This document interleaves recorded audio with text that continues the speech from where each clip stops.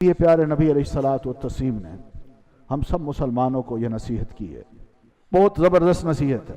آپ فرماتے ہیں اذا اصبحت فلا تنتظر المساء، ایک بات یاد رکھو، جب صبح ہو جائے نا، جب تم صبح کرو تو پھر مغرب کا شام کا انتظار نہ کرنا، جو کرنا ہے ابھی کر لو، یہ مت سوچو کہ میں شام کو یہ نیکی کر لوں گا، نہیں ابھی کر لو، کوئی پتہ نہیں۔ اور آپ فرماتے ہیں وَإِذَا أَمْسَيْتَ فَلَا تَنْتَظِرِ الصَّبَاحَ، اور جب شام ہو جائے تو پھر صبح کا انتظار نہ کرنا، بلکہ اسی وقت جو نیکی کرنے کی توفیق ہے اللہ سے دعا مانگ کے وہ کر ڈالو، پتہ نہیں صبح آتی ہے یا نہیں۔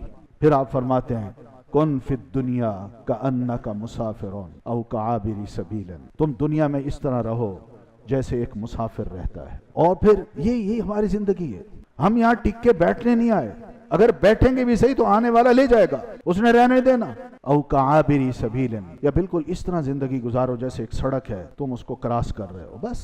سیدنا نوح علیہ الصلوۃ والتسلیم سے آخری وقت میں یہ پوچھا گیا کہ 950 سال آپ اپنی قوم میں رہے، یہ بتائیے اتنی لمبی لائف آپ کو کیسے لگی؟ تو فرمانے لگے بالکل ایسے لگی جیسے ایک کمرہ ہے، اس کے ایک دروازے سے میں داخل ہوں اور دوسرے سے نکل گیا۔ سوال یہ ہے کہ جس ڈگر پہ میں اس وقت چل رہا ہوں، کیا واقعی مجھے اس بات کی فکر ہے کہ میرا خاتمہ اچھا ہو؟